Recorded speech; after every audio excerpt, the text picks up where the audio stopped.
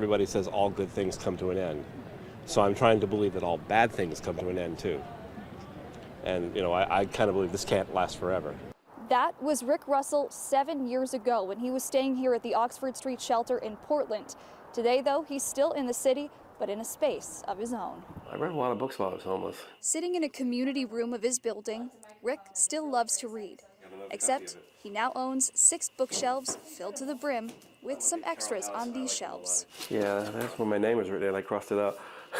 This was my book. Rick says he spent just shy of 2 years at the city's largest shelter after losing his job as a radio DJ.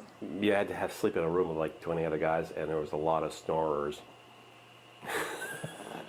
And thinks back to the time that he used to spend in the shelter's day room. I remember we used to watch Wheel of Fortune and Jeopardy every night. Rick was one of 500 who experienced homelessness on a given night in the city of Portland. And the lion's share are in the Oxford Street shelter. Cullen Ryan is the director of Community Housing of Maine, who's helped 213 people like Rick in the last 3.5 years to have a space of their own. We have a 93.7% success rate keeping those folks housed. Ryan says their organization partners with 15 others across the state to connect long-term stayers in shelters to landlords looking to fill an apartment. It still costs more to have somebody stay there for 30 days than it does to pay a monthly rent for them.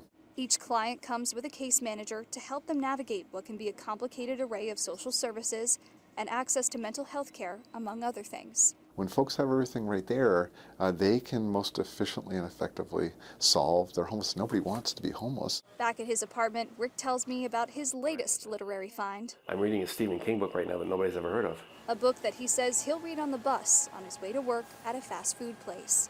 While years ago he said all good things must come to an end, it seems that all bad things do too. I want things to change, and I'd love to be working again. In Portland, I'm Mary Kate Mannion for WMTW News 8.